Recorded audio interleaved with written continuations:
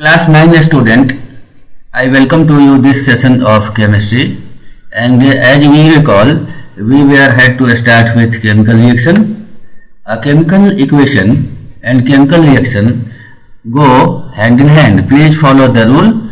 Now let us see the definition of chemical equation. A chemical equation is a symbolic representation of a chemical reaction using the symbols and formula of the substance involved in the reaction. Now there are some rules for writing the chemical equation. Generally we put an arrow. Students, please follow the mouse cursor. Generally we put the sign of arrow in between the reactant side and the product side. In the left hand side of the arrow we write the reactants, and in the right hand side we write the products.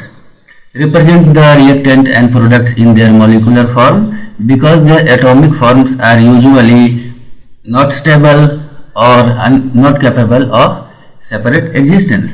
So students, let us check a equation. For example, like if you are checking this PDF or this video version, you can apply this rule to any other formula or chemical equation also. Now let us say sodium is reacting with water to form sodium hydroxide and hydrogen. This is sodium, this is water, and this is sodium hydroxide, and this is hydrogen gas. Now as we have seen, this is arrow, and on the left hand side this is sodium and water. This is sodium hydroxide and this is hydrogen gas. A chemical equation tells us whether the substance involved are reactant and the products. Let us check this another example. Now we will go to this example. Please follow the mouse cursor on the left hand side. Now we will see equation involving copper sulfate, which is CuSO4, and caustic soda, that is NaOH. Now after the reaction, please follow this cursor, and this is giving CuOH2 and Na2SO4. In the given equation, copper sulfate, which is here, and sodium hydroxide, which is here, react to produce copper hydroxide and sodium sulfate. Now students, these are reactants and these are actually products. So we have to keep in mind chemical reaction may involve one reactant or more than one product, two reactant and one product, two reactant or two product, two reactant and three or more product. Now let us check some examples of these above phenomena. Here we can see calcium carbonate or lead nitrate. There are only one reactant and there are more than one product. In calcium carbonate, calcium oxide and carbon dioxide are the product. In lead nitrate we can see that lead oxide, NO2 and oxygen are product. Now in this reaction we can see ammonia and HCl are reacting. NH4Cl is the product. In this reaction we can see nitrogen and hydrogen are reacting and ammonia is the product. In this reaction we can see AgNO3 and NaCl are reacting. AgCl and NaNO3 are product. Sodium sulfate and barium chloride are reacting, and BaSO4 and NaCl are the product. Let us see this equation where copper is reacting with sulfuric acid. Copper sulfate, water and SO2 are formed. In this reaction we can see potassium permanganate is reacting with hydrochloric acid. The number of reactant is 2 and number of product is 1, 2, 3, 4. So we can see there are many types of chemical equation, and chemical equations generally follow chemical change. Now we will go to the next point, which is called a skeletal equation. A skeletal equation, it is an equation that represents a chemical change but it is unbalanced. So what we can say about the chemical skeletal equation, that skeletal equations are chemical equations which are only showing the reactant and product. They are not balanced. Now let us see the example of KNO3. This is producing KNO2 and oxygen. So if we can check the number, we will see that this reaction is not balanced. Now in above chemical equation, the number of oxygen atom in the reaction on the left hand side is actually here we see 3 and oxygen number is 4. So a skeletal equation gives the idea of reactant and product, but this is not generally accepted in field of chemistry and science. So we apply the system of balance equation. Now check the phenomena of balance equation. It is an equation in which the total number of atom of each element in the reactant on the left hand side of equation is same as the number of atoms in the product is formed. Let us see one example of calcium carbonate. Calcium carbonate, you can see here I am pointing the mouse cursor, CaCO3 and product is CaO plus CO2. Now Ca is 1, Ca is also 1, carbon is 1, carbon is 1, oxygen is 3 and oxygen is also 3.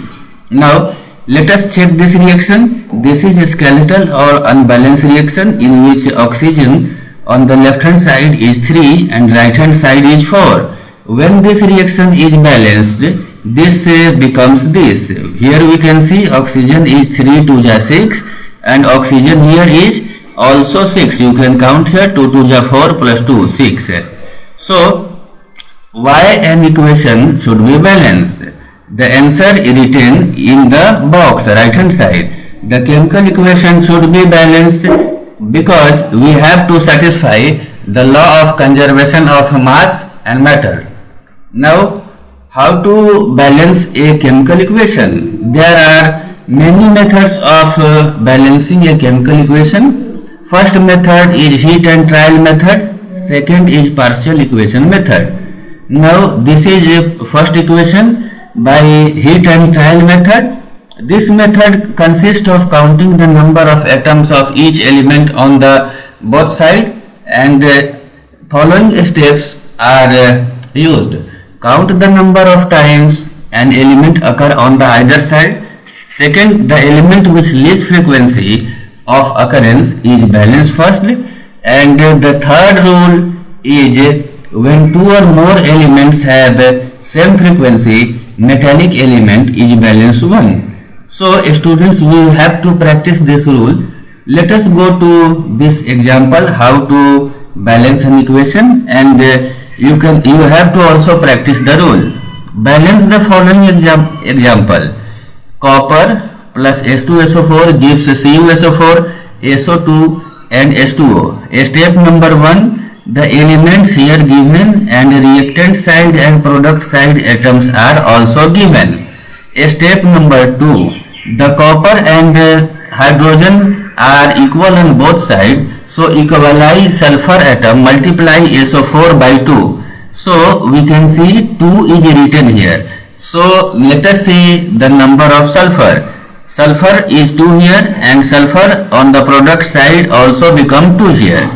To equalize hydrogen atom, multiply H2O by 2. So check this.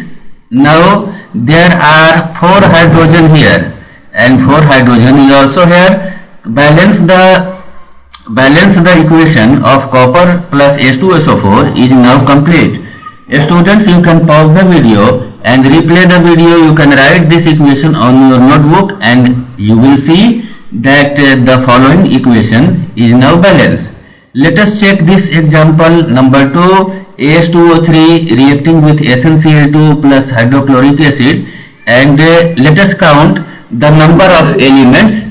Now elements are written here, number of atoms are also written here, products are also written here. Step number 2, to equalize the AS and O, multiply AS by 2 and H2O by 3. Now we will see the result. AS is here multiplied by 2 and H2O is multiplied by 3. Now multiplying AS by 2 here balances the AS and multiplying water by 3 actually does the same step. So to equalize hydrogen atom, multiply HCl by 6. Now we have supplied 6 here, so 6H. Now here also 6X.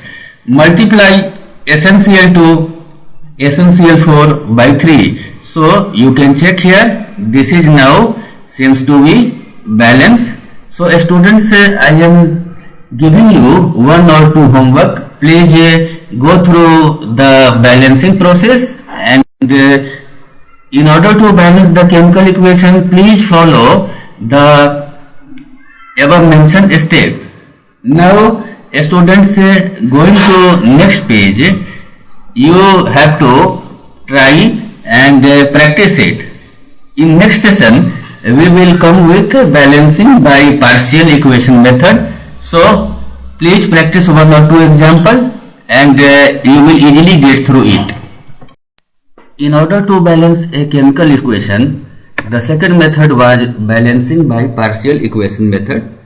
Balancing can be done more easily by supposing the complex reaction to take place in space. Steps: write the equation for those individual steps and then add the equation. This is known as partial equation method. Students, please follow the mouse cursor and star marks. This is actually not in syllabus, but let me give you some idea. Now H2O2 decomposes to give water plus oxygen. Nascent oxygen so produced oxidizes potassium iodide in presence of water to give iodine and potassium hydroxide. So students, please follow the mouse cursor. I am taking the mouse cursor in the right hand side of the screen. Now equation 1 and equation 2 are written here. This is 1 and this is 2. Now adding this become this. Students, please do not worry about this equation, because this is not in your syllabus. This is in class 12 syllabus. So we will go to information conveyed by a balanced chemical equation. So in order to discuss that particular step, refer the following equation. Now this equation tells us about the actual result of chemical change, about the reactant involved and product formed as a result of reaction, about the number of molecules of each substance taking part and form in the reaction. Number D, it also tells about the chemical composition of respective molecule. One molecule of sodium hydroxide contains 1 atom of sodium and 1 atom of oxygen, 1 atom of hydrogen. Point number E, about molecular mass, the 80 part by weight of sodium hydroxide react with 98 part by weight of sulfuric acid to produce 142 parts of sodium sulfate and 36 part water. Students, please check this point. This is 2 NaOH, this is 2 NaOH, and this actually makes up 80. This is sulfuric acid, this is sulfuric acid, makes up 98. So total is 178 and product weight is also 178. So left hand side is equal to right hand side is actually proves the law of conservation of mass. Now take this another example for this. We have calcium carbonate reacting with hydrochloric acid. Now this is 100, this is 73. Total will be 173. Students, if you add this, you will also get 173. Now students, please check this box. There is a note: on the basis of experiment, it is found that 22.4 liter of every gas at 760 mm pressure and 0 degree STP temperature weighs the same as its molar mass. It means 22.4 liter of hydrogen will weigh 2 gram, 22.4 liter of ammonia will weigh 17 gram. So these are actually used in numerical in class 9 chapter number gas law. You will see the actual experiment and actual implication of this result. In class 10 you will also use this particular result. Now students, going to check the limitation of a chemical reaction. We have seen the property and good points of chemical equation, but a chemical equation is not telling us regarding the substance. Number A, physical state of the reactant, whether the substance are solid, whether the substance are liquid, or whether the substance are gases. Number B, it also do not take the time required for completion of reaction. It is also not telling that heat is given out or heat is absorbed. Number D, the respective concentration of reactant and product. Number E, the rate at which reaction goes. Number F, the reaction is irreversible or irreversible. And number G, whether the reaction is completed or not. It means these are actually demerits of a chemical equation. So we have to do something about this.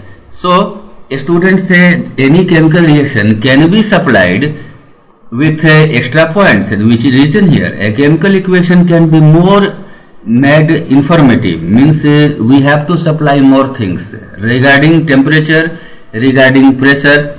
If we supply more information to a chemical reaction, it will become more better. Like nitrogen react with hydrogen in presence of catalyst. A student, please check. Catalyst is supplied here, promoter molybdenum is supplied here, temperature is supplied here, and atmospheric pressure is also supplied here. So these are actually reactant, this is product, and these are actually the required conditions. Similarly, you can check another example, the example of reaction of iron plus steam. Product is this. If we supply catalyst and temperature here, it will become more good. Similarly, students, please pay attention to point number D. Physical state of reactant and product can be shown by the solid letter S, liquid letter L, and gas G. The upward arrow means gas and AQ means aqueous or water solution. So students, these are some facts which make a chemical equation more meaningful. So students, let us check one other point. This is chemical reaction proceeds with evolution of absorption of heat. Now carbon plus oxygen gives carbon dioxide, also gives heat. This is heat giving example. This carbon plus this oxygen gives CO minus heat, that is endothermic reaction. Concentration of acids can be also added to the reaction, like you can see here DIL. DIL means dilute acid, and you can see here CONC. CONC is concentrated acid. Now students, we will go to next point. Any reaction in which precipitate is formed, downward arrow is supplied. So you can see AgNO3 plus HCl, this precipitate AgCl is produced. So students, by this point we are near about the completion of exercise 1B, and the next point is actually relative atomic mass or atomic weight. So in next video I will come up with this relative atomic mass point. And students, here are some questions. I am pausing this video deliberately for you. I am stopping here for 3, 4, 5 seconds. You can also stop the video to note down the question, or you can have this from your PDF and practice this. In a later session we will start relative atomic mass or atomic weight. Till then, revise your syllabus and bye bye. Next topic for the class 9 chemistry students is relative atomic mass. Relative atomic mass is also called atomic weight. Now let us see what actually atomic weight is. Students, please follow the mouse cursor. Atoms being very small cannot be weights directly. They are also not visible, but indirect method of physics have enabled us to know the absolute mass nearly very precisely of all kinds of atom. The mass of hydrogen is found to be nearly this 1.66 into 10 to the power minus 24 gram, and that of carbon is 1.9926 into 10 to the power minus 23 gram. As these masses are very small, it is not very convenient to use kilogram or gram as a unit. So, therefore, appropriate use of mass of some standard atoms as a unit is considered. The resultant mass of atoms are thus known as relative atomic mass, which is called RAM, and atomic weight. In the beginning of the chemistry calculation era, the mass of hydrogen atom was chosen as a unit because it was lightest, but in 1961 carbon-12 was finally selected because its absorption was least. Hydrogen was very much absorbed by palladium or any other metal. So we are still using carbon-12 as a unit for relative atomic mass. So going to the definition of relative atomic mass, please follow the mouse cursor. Relative atomic mass or atomic weight of an element is the number of times one atom of element is heavier than 1 by 12 times of mass of an atom of carbon-12. So this is the formula. Now carbon-12 is 12 and 1 by 12 times of carbon-12 gives 1. So atomic mass is expressed in atomic mass unit, which is called AMU, and in class 11-12 you will learn more about this AMU. Students, please pay attention. Carbon-12 is 12. So this 12 into 1 by 12 gives 1. Thus mass of one hydrogen atom is 6. Those of oxygen and helium are 16 and 4 AMU. What actually it means? It means that hydrogen atom mass is 1 times the 1 by 12 of carbon-12. Oxygen is actually 16 times of 1 by 12 of carbon-12, and helium is 4 times the mass of 1 by 12 of carbon-12. So this AMU is nothing but 1 by 12 into carbon-12 mass. Now going to next point, we will see there are some terms relative atomic mass. Let us follow these points. These are very easy points and you will easily learn this. Relative molecular mass is obtained by adding all the atomic masses of various atoms present in a molecule. For example, let us consider this H2SO4. So H2SO4 has 2 hydrogen. So this 2 hydrogen means 2. 1 sulfur means 32, and 4 oxygen means 4 into 16, 64. So 64 plus 32 plus 2 makes up 98. So similarly, students, here we are given some examples. So practice these and let us check one of them. Like here is given, this is cane sugar, C12, O22 and H22 and O11. So check this, like this is C12, H22 and O11. So this is 12 into carbon 12. This is 22 and 1 for hydrogen, and this is 11 and 16 for oxygen. This makes up 342. Similarly, relative molecular mass of CuSO4.5H2O.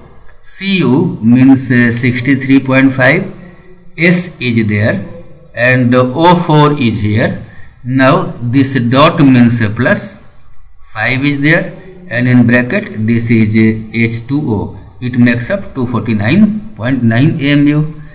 Similarly, students, also check this question. Calculate the percentage of hydrogen in water, and this is given. The relative molecular mass of H2O, this is H, twice of H means 2, and O is 16, that is 18. It means total relative molecular mass of water is 18, but here hydrogen is actually 2. So percentage is 2 out of 18 into 100%. So 11.11% is hydrogen present. Calculate the going to the next point, calculate the percentage of nitrogen in urea. So we will write this urea NH2CO NH2, and we will also calculate the total weight. So this is the total weight 16, and out of this 16 nitrogen is here and here 2 nitrogen. 2 nitrogen means 2 into 14, that is 28. So percentage of nitrogen means 28 out of 60, that is 46.66%. These are very common questions. Students, I am providing you the PDF version of this book and question. So go through them, and if you have any doubt, so please write your comments. I will surely address these concerns. Calculate the percentage of various element of Na2CO3 given here. So we will first calculate the RAM of Na2CO3. So go there. This is Na2C and O3. It comes to 106. Now percentage composition of various elements means we have 2 sodium. So this is total, and this is twice of sodium. It means 2 into 23. And we come to know that this is the gram of sodium. Now Na2CO3 also contain carbon. So we will go to carbon. Carbon is 12.